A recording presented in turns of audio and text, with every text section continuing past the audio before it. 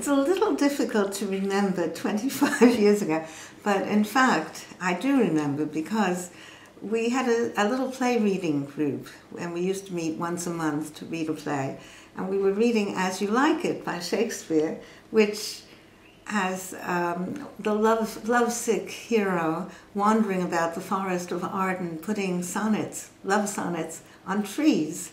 And we'd had a few glasses of wine, and we had the play, and then we were talking.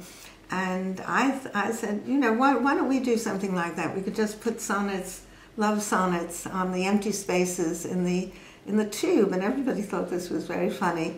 And then I was thinking about it afterwards, and it wouldn't have to be love sonnets. We wouldn't write them ourselves, but maybe it would be a good idea to put poems on the tube.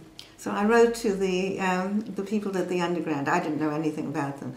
Managing Director, London Underground. And to my amazement, I got an answer, and they said, well, if you can organize this and get us the posters, we'll cooperate with you. We'll work it out. And they did. We got some funding from the Arts Council, a very small amount, and we got the poetry publisher, Faber, was very interested, and they said they would design and print the posters free of charge. So we started with, I think, 4 poems, 6 poems maybe, and we spread them out. We had Shelley's Ozymandias, and we had a poem by Robert Burns, who's probably the most popular poet ever in the British Isles, anyway, in Scotland. And we had contemporary poets, Seamus Heaney, who was then much younger than he is now, and a Guyanese-born British poet, Grace Nichols, who was very young, and we sort of discovered her, we thought. And we had an American poet, William Carlos Williams, and it was very, very successful as a launch. And to everybody's amazement, people seemed to love the project. And ever since then, we've just been very fortunate in continuing it. Same 3 people, myself and 2 very good friends. Well, the first thing that happened was that somebody in Ireland wrote to us, somebody in Dublin, with the idea of putting poetry on the Dart, which is the overground railway that goes around Dublin. Very beautiful, very poetic, very picturesque. And of course we were very pleased, we were thrilled, and we went over there to the launch, and they're still doing it 25 years later. And of course Irish poetry is so wonderful.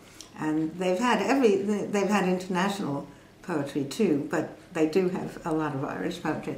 And then I think the next one was Paris, where somebody was working on the tunnel, and saw the poems and went back to Paris and suggested it to the metro there.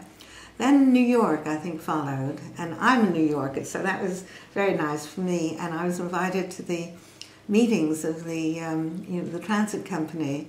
The new chair was a poet himself. He was a Texan, and he loved poetry, so he was very responsive, and they've had a program which sadly ended in 2008. I think there were commercial considerations, and so anyway, they're trying to start it up again. And then all over Europe, I think through the British Council mostly, other cities put up poetry, and it's just been a very popular idea. It has been global, so that's very nice. The 3 of us were very, very good friends, and we still feel quite enthusiastic about it as a project, and also we're still very enthusiastic about poetry. And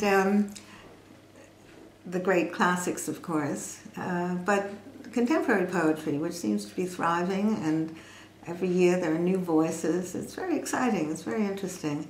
And the fact that we've kept going for 25 years is, of course, a great source of pleasure and even pride.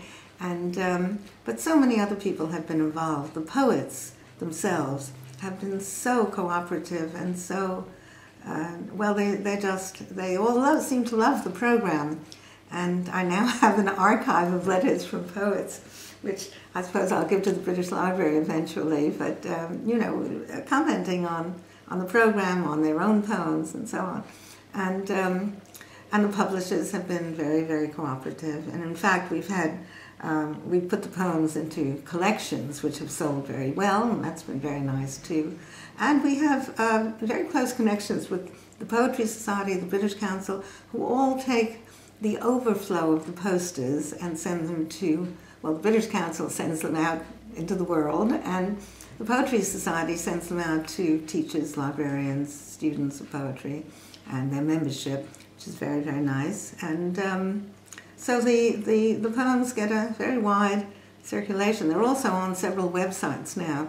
And most recently, with this new set of poems, and this is the first time I think it's really taken off, they're on Flickr and Twitter, what is it? They're on Flickr and on YouTube and on all the other websites because people come across them in the YouTube. They take pictures with their mobile phones and then they put them on their websites. So it's quite interesting. And some of this comes through to us. Some of it I don't know about. And it just seems a wonderful way of circulating poetry of a huge variety. So we're very pleased.